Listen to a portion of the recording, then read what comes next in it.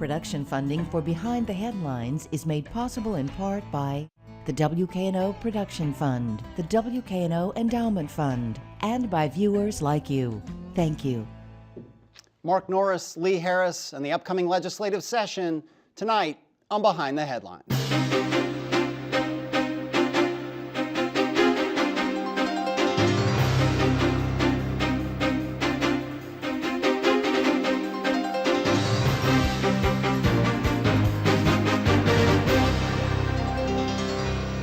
I'm Eric Barnes, publisher of the Memphis Daily News. Thanks for joining us.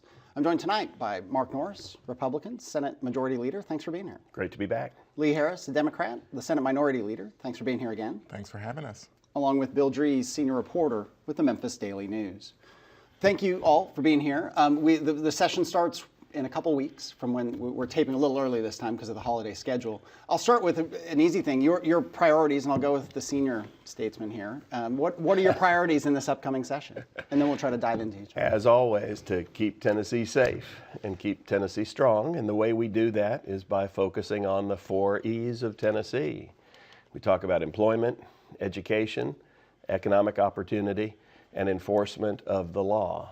Those are our top priorities. Balancing the budget is always job one. I've balanced 6 budgets in a row now with Leader Harris's help, and we'll do it again. But that's what the taxpayers expect, is a good, solid, balanced budget that returns value to the constituents we represent. All right, and we'll get into all those, but I'll go same with you, Senator Harris. What are your priorities as you go into this session? Well, I think I echo what Senator Norris said on almost all those fronts. In fact, I think all those fronts. I would only add additionally that I think that we're going to have to do something with respect to health care in Tennessee. I think that the rubber's going to meet the road this legislative session. Why is that? Because we're going to have a new administration in the form of Trump, and I think he's going to point the United States in a different direction. I think Tennessee's got to be in a place to enter that conversation. I don't think we've been really part of that conversation because, of course, we didn't adopt Insure Tennessee, and I think that this is going to be high time to enter that conversation. The only other thing I'd add is I think the governor is pretty set on talking and making some movement on outsourcing.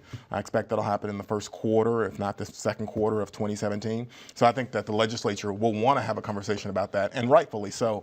And I don't think we've had that in the legislature yet. So yeah. Okay, and we'll come back to all those and go deeper into them. On the budget, though, let's start there. I mean, balanced budget in an era where the state has big surpluses, had a big surplus last year. Sometimes we had the governor on last year, and sometimes that creates more problems. I mean, it's better to have more money than not. No one's going to disagree with that. But a lot of people come out and say, hey, I want a piece of that money. And most notably in Memphis, about a week ago from when this will air, an announcement that a proposal, Brian Kelsey, Senator Kelsey, I think you've talked about this too, other senators have talked about a shift in the sales tax, moving, I think the most recent proposal, half a cent of sales tax revenue to local government. It would be a $50 million increase in sales tax revenue that would come back from the state to Memphis, just $50 million to Memphis. Your thoughts on that? Are you on board with that, and is it possible? Well, yes, it is possible, and in addition to that release, I hadn't talked about it with the other senator, but I had already filed legislation along similar lines to try to adjust the state shared formula so that when we have surpluses, we're able to return some of those directly to the local governmental authorities. So one way or another, I think that'll be addressed. Our key concern is to make sure that taxpayers get $1 worth of value for $1 worth of tax. Yeah. It's their money. There are a number of other initiatives that I believe we'll be looking at in terms of the franchise and excise taxes in order to keep us competitive in Tennessee. Possibly decreasing those Correct. taxes. Yeah. These are business taxes, basically. Those are business 6 or taxes. 7% taxes on profit that small businesses. That's right. Daily News pays it. Big we're getting to pay the it. point now, because thank goodness we don't have an income tax, but our ability to compete with surrounding states and lure those businesses that we want to come here to create jobs, they find it a little bit pricier. Yeah. And the Hall income tax, which is the tax on investments and so on, that is phasing out. Is it done this year? No, so I introduced that legislation in the current fiscal year. We're reducing it by 1% per year over the next now 5 more years. We may accelerate the rate of that reduction. But the city is worried, and other cities, but we'll just talk about Memphis. Correct. Memphis is worried it'd be a $14 million hit. I mean, that's a lot of money when they're in a tight budget situation. It is. So if the sales tax shift happened, that would more than mitigate that loss. That's the idea. Okay. Is to help offset that. I assume you're relatively on board. We'll get Bill here in a second, but I assume you're on board with this idea of a sales tax shift to local governments. I am on board. I think the Hall income tax was a pretty serious hit for the city of Memphis. You know, it's in precarious situation, and it has been for many years. Right. And so that $14 million that it'll lose because of the Hall tax repeal, it's got to come from somewhere. And so I'd love to see a rebate on the sales tax money back to the cities. I think that'd be a great idea. I mean, some estimates, at least in the first presentation we've heard, which was, you know, when Senator Kelsey suggested it in the Shelby County delegation meeting, I think he suggested a number of the order of $50 million back to the city of Memphis. And so I think, you know, I don't know if it'll be that high, but whatever it is, I think that the city could use that money. And just as a general, you know, matter of good government, the state of Tennessee has been hitting budget surpluses for every year that I have been there. Yeah, which is how many years? I'm entering my third year. I know, feels like 100, right? I'm entering my third year, and it seems like there's been a budget surplus, a significant one, every year. And it's about time we just said it's better to return some of this money back to the cities and sort of kind of shrink some of what the state government has access to. So that's a great idea. All right, let's get Bill. Just to dwell for a second on the shift in the sales tax on that half cent, does that also have impact for the suburban governments in terms of what they see from it? Well, under the legislation I'm proposing, it would. It's not just cities, but it could be cities and counties. And whether it's a half cent or a percentage-based formula is another fine point. But there's got to be a basis to trigger it. And because we have been fortunate, thank you very much for acknowledging the surpluses. But again, it's your money, and we want to get it back to people where they can use it best and use it most. So in the future, it won't be long until this economy turns down again. It's cyclical. It's not Tennessee's fault, but probably 19 or 2020, somewhere in that range, the economy's going to cool and we'll go into another cycle, downward cycle. So we need to do a couple of things, and that make sure that we have triggers or mechanisms to offset that downturn. We will get our savings account, our rainy day fund, up in the neighborhood of $800 million this year. We'd like to get it up to $1 billion eventually. TennCare reserves. There are a number of areas that need shoring up. We'll talk some more about areas like mental health, developmental disabilities, corrections. There are all kinds of nuts and bolts that need to be attended to still. All right. Now, to the Trump administration taking office in January, and one of the priorities, not only of the incoming administration, but also of the congressional leadership, the House and Senate in Washington, is some kind of repeal and replacement of Obamacare, the Affordable Care Act. What kind of an impact does that have on health care and TennCare here in Tennessee if that happens? Well, first of all, if I may, the benefit, I believe, will be, and I'm hopeful that it will be a block grant formula where the feds say, here you go, here's a check, we're going to block grant to you what you get for health care.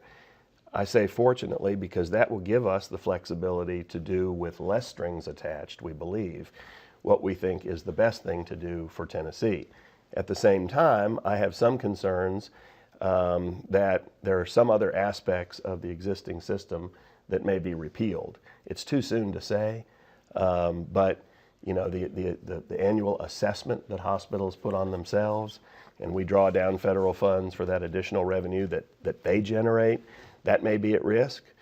So the concern is that we get less funding, although in block grant form. So it'll be challenging, but I think we'll have a lot more flexibility. Yeah, like I said at the beginning, I think we're facing some really challenging times with respect to health care. I mean, the Trump administration is going to come in, and what we can say probably for sure is that they are probably not an administration that is primed for additional spending in health care.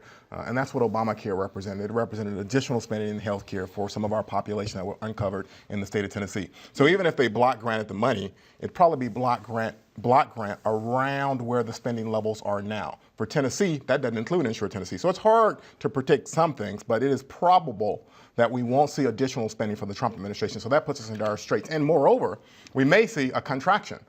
We may see a contraction because we've heard from the leadership in Congress, Paul Ryan, in the front page article of the Commercial Appeal just today, says one idea is to move Medicare up to 67 eligibility. So if we see real contraction on Medicare and Medicaid in the state of Tennessee, forget the additional spending, forget Obamacare, forget Insure Tennessee, all that's probably out the window. But if we see contraction on Medicaid and Medicare, that's going to put a lot of our hospital systems in grave jeopardy. So let's break down this a little bit, because although these are federal policies, a lot of money flows through the state, some bypasses the state. Medicare, by and large, bypasses the state, right? That's administered by the federal government. Medicaid, which is the program for the poor, which is implemented as TennCare in Tennessee, right? That comes now not as a block grant. It comes based on a certain amount of money. Formulary. There's a formula. And we have a waiver, and we just got a 5-year extension on the TennCare waiver, which is a good thing. And then Insure, and just so everybody follows, because it's complicated, but it's real important, as you guys have both articulated. Insure Tennessee was the proposal to expand Medicaid to more people across the country. That was part of Obamacare, part of the ACA. Tennessee opted out because they never could quite get, Haslam worked a deal, got some exceptions that he liked from the federal government, but the legislature could never really vote for it. And a combination, I think, not liking the program and the toxic name Obamacare. Right. I mean, there were politics to it too. Folks should bear in mind that within the last, 2 months, Haslam's own commissioner of insurance testified that the system is collapsing. And that's the exchange system. So Yeah. then we've got, so that's the fourth element here. Yeah. You've got the exchanges, which Obamacare, there are 230,000 people in Tennessee, give or take, who get insurance through healthcare.gov on the exchanges that were introduced. Right, but it's one of the main pillars Yes. of the overall system. And so with the system in collapse, you say, Right. thank God we didn't go out and buy that billion-dollar bag that we'd be left holding when the thing craters, as she says it is. But what about the 230,000 people who have insurance through, I mean, they don't think it's cratering because they've got insurance. It may not be the best insurance, it may be the first insurance and best insurance they've ever had. What about them in this new world? What indeed, because in the world we're in this transitional phase, bear in mind that the major players, increased premiums by almost 63%. I mean, there are people in the studio here today as we're recording who are suffering like $12,000 a year increases. Right. Yeah, there's no doubt about it's it. just unbelievable. Right, I didn't mean to cut you. There's no doubt about it that Obamacare, the mandatory part, the part you talked about, obviously everybody adopted because there are exchanges in all the states. Yes. That part of Obamacare had problems. I mean, we hear from our insurance commissioner here, we hear it nationally. Yeah. I hear from Blue Cross and Blue Shield, insurers, right? Basically the idea that people with pre-existing conditions can enter the system and have some flexibility to exit the system after their condition is sort of treated.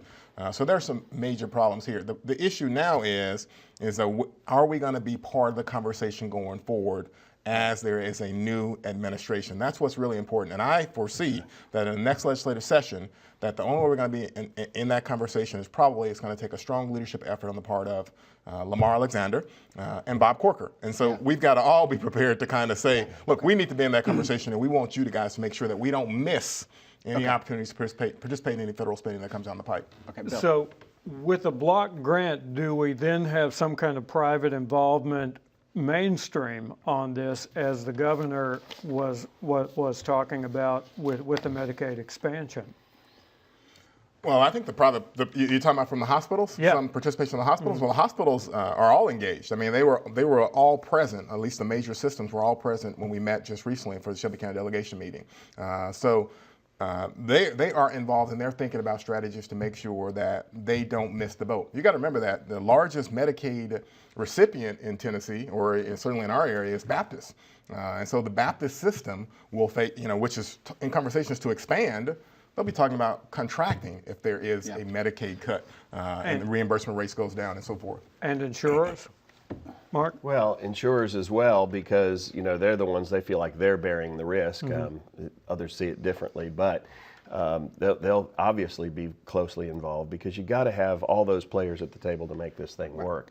So I'm optimistic about the opportunity, and Lee's correct that working with our U.S. senators, Lamar Alexander and company just last week, 2 weeks ago, passed the Cures Act, which has major funding for a number of the areas that drive some of our health care costs, like mental health problems. And again, medical device implants and all those things that run up the costs are receiving special funding and acknowledgement in this. So there are a lot of moving pieces to it, but we'll have to work closely with them. We could do probably 3 shows Yeah. on healthcare and the impact, and we'll obviously, once the new administration comes in, we'll continue to have, and again, we go into it. There's a lot of uncertainty about what's going to happen. But let's go to some of the other issues you both talked about at the top of the show, and a big issue right now that we've talked about a lot this year, which is crime. Big spike nationally in the murder rate. And in Memphis included, and I am loose with the terms. I was corrected by Bill Gibbons recently on murder versus homicide, so I apologize that I'm going to intermingle those words loosely. They're both horrible, and the homicide rate was a record in Memphis that we broke some weeks ago. What can the state do in terms of, and what should the state do to help the local governments? Because crime is a local issue, but the state has a big role in it. I'll start. You mentioned corrections. Let's go in detail what you're proposing. I serve with Bill Gibbons on the Crime Commission. I have prepared legislation to ratchet up the offense for crooks, felons who are not allowed to have guns, who carry guns. This will be the 3rd generation of it. It started before Senator Harris and I served together, but I had the initial, back in the Bredesen administration, crooks with guns. And then we called the 2nd generation son of a gun, and I haven't figured out what we'll call this, but it's one way to try to crack down on the illegal use of otherwise lawful firearms. That's one thing. There's a whole nother realm of work that we are doing under the new Public Safety Act, which becomes effective January 1st of 2017, part of Governor Haslam's recidivism task force that has a number of new mechanisms that deal with less violent offenders, probation, parole, and those pieces. We have also funded and created here the new Center for Health and Justice Involved Youth, the whole adverse childhood experience arena. And this is an effort, in part, and we talked about it again That's a right. couple weeks ago, to get juvenile offenders nonviolent, That's right. Don't throw them into the juvenile court system immediately. See if there's another route. They've broken curfew. They've skipped school. Status offenses. Minor stuff. How we keep young people in school, keep their butts in the seats, without not arresting on the them streets. for not being there and getting it on I'll the record. yield. Yeah. Lee, your thoughts on what the state can do and should do. So, one of the things that's been a problem in the city of Memphis, of course, is that we've been unable to recruit officers and law enforcement personnel. And one of the things the state could do is to take a look and see if we can return some of those benefits. I mean, the state does play a role for life insurance and so forth for some of the law enforcement officials. And so we can make those benefits a little bit more attractive, because that would help us to recruit more officers and get us to where we need to be. I mean, I think in this current setting, we are having some real challenges on recruitment, and those challenges on recruitment, really impact our ability to stop some of these crimes. I mean, additionally, we could get some guns off the streets. I mean, we've talked a lot about how to get guns off the streets and so forth. People are breaking into cars and making sure that those penalties are appropriate. A lot of the homicides you see are domestic violence related, and so the legislature in recent years has taken some efforts to make sure that that it is a lot easier to get a protective order in situations that are dangerous with your spouse or other person that you fear. So we've got to make sure that local officials are enforcing some of those provisions, because they've been passed. One more, and then I'll go to Bill. Amy Wyrick, the Attorney General, or District Attorney for Shelby County, District Attorney for Shelby County, wants 30 more prosecutors, is going to look to the state for that. She talks about 150,000 cases that go through the state. Other critics have said, well, what about getting rid of some of these minor offenses that are clogging the court system so that the DA can focus on the violent and the really bad stuff? Your thoughts on sentence reform and fine reform and getting some of those lesser offenses out of the system? I think it takes both efforts. I think we do need more prosecutors. I think we also need more public defenders. And for those who wince at that, and there are not many people who wince at it, I mean, Lee and I agree. I like it. That we understand that you want to have good prosecutors and you want to have good public defenders because you get a solid result. There's nothing worse than having a poor defense, not only for the defendant's point of view and right. Gideon versus Wainwright and constitutional rights, but you don't want to have to retry these cases. I mean, you talk about clogging up the system. You want them done right the first time, and you want justice to be served. Your thoughts on And just, I agree with all that and echo that. And that's one of the reasons why in the Tennessee Code, in general, that kind of funding is tied together. Is that resources for the prosecutor office and resources for the public defender's office are traditionally going to be tied together. And so if Attorney General Wyrick is going to bring a proposal like that, I hope it is advocacy around access to the courtroom and making sure fair justice is dispensed, and not kind of, well, let's just do this and not do the other. But I will say, just to her credit, that she did propose recently community prosecution and getting the attorney generals out into the community. Yeah. I think that's a great idea. I think that's how you develop relationships, and I think we need to do more of that around law enforcement. Okay, 6 minutes here, Bill. Lee, do you get much pushback about unbundling the connection between more prosecutors and more public defenders? Yeah, and sad to say, and we get that from a lot of folks who use the courtrooms regularly, that they want to unbundle those things and they want everybody to kind of stand on their own in front of the legislature. That has really, really dangerous consequences, because the public defender's office,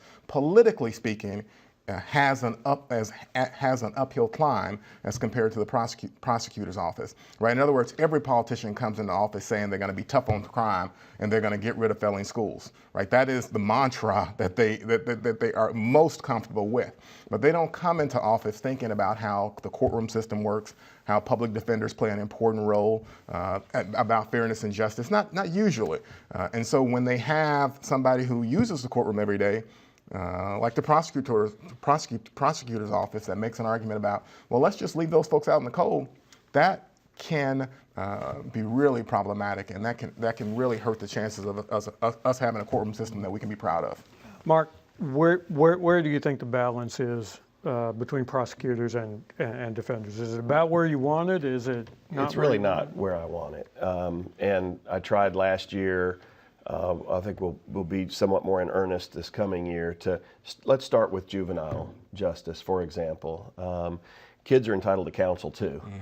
And it may be an easier pill for some people to swallow if we make sure that their rights are being defended by public defenders in the first instance. We do have juveniles who start off as status offenders and end up in a really horrible place because they didn't have adequate counsel or maybe any counsel. So I think that's how we ought to begin to approach it. Let's move on. We're just 4 minutes left here, so we'll move through big issues that deserve more time. De-annexation. There's been the discussions last year. The bill moved fast. The city business leaders, most business leaders were adamantly opposed to the bill as it was proposed last year. Some suburban leaders were in favor. What your thought? I'll start with you, Lee. Where do you think? What's your sense of what's going to happen on de-annexation? Well, I don't know what's going to happen on the annexation, but I can tell you what I want to happen, and I'm saying this representing probably the most liberal district in the state of Tennessee. So my folks are the folks that are really committed to preserving Memphis and not de-annexing anything. However, having served on the city council and looked at this issue when it came before the Tennessee Assembly, it seems to me that there is some room to compromise, and I'm hopeful that the work that the city council put together is able to deliver a compromise, because I think that's the path forward. I think there are a couple communities, South Cordova, and I forget the name of the other one, Winddyke, South Cordova, and South Wind, that could stand to have a real conversation about how we shrink Memphis's footprint with respect to those communities. Right. But I hope it comes out of the committee, and I hope it's delivered as a compromise. I think that's the way forward. He's right about those three communities, and I think Mayor Strickland and others are working on a proposal that will move in that direction. The challenge will be garnering the votes that he would need to do that on the city council, and I understand that. But I think as long as we create that constructive tension there, where although some people would rather ignore the problem, they've got a little incentive not to ignore it and to reach a compromise, that would be a good thing. Education, big changes for the ASD, the Achievement School District, limiting some of their ability to take over schools. I mean, Tennessee has had so much, education reform and change. You've been in part of it. Sometimes we think it's just a Memphis thing because of consolidation and deconsolidation.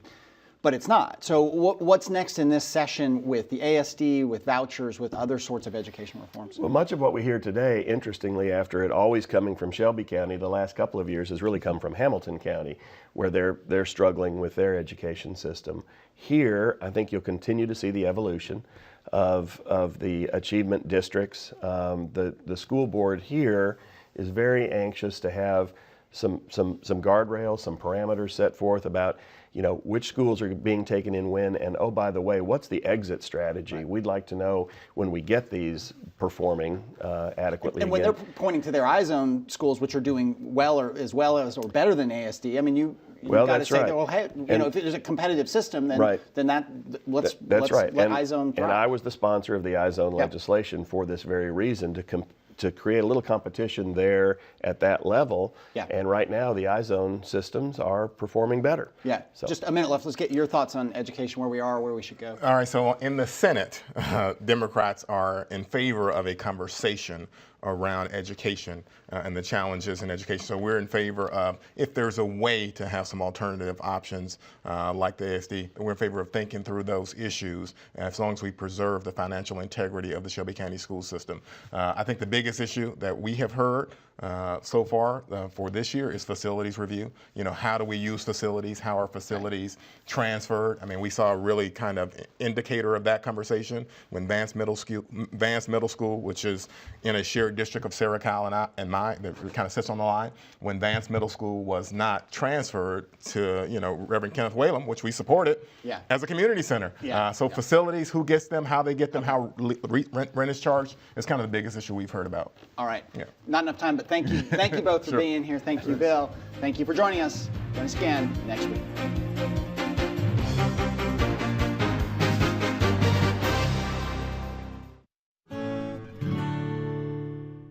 Are in favor of a conversation around education and the challenges in education. So we're in favor of, if there's a way to have some alternative options like the ASD, we're in favor of thinking through those issues as long as we preserve the financial integrity of the Shelby County school system.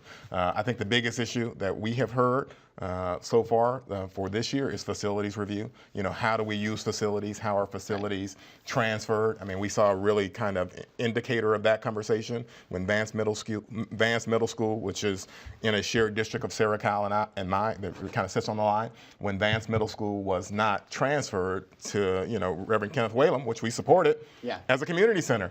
Facilities, who gets them, how they get them, how rent is charged, is kind of the biggest issue we've heard about. All right. Not enough time, but thank you both for being here. Thank you, Bill. Thank you for joining us. Join us again next week.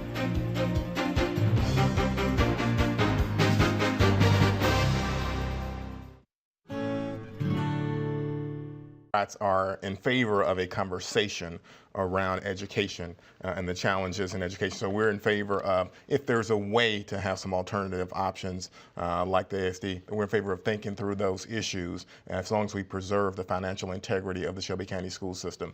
I think the biggest issue that we have heard so far for this year is facilities review. You know, how do we use facilities? How are facilities transferred? I mean, we saw a really kind of indicator of that conversation when Vance Middle School, which is in a shared district of Sarah Kyle and mine, that kind of sits on the line, when Vance Middle School was not transferred to, Reverend Kenneth Whalum, which we supported as a community center. Facilities, who gets them, how they get them, how rent is charged, is kind of the biggest issue we've heard about. All right. Not enough time, but thank you both for being here. Thank you, Bill. Thank you for joining us. Join us again next week.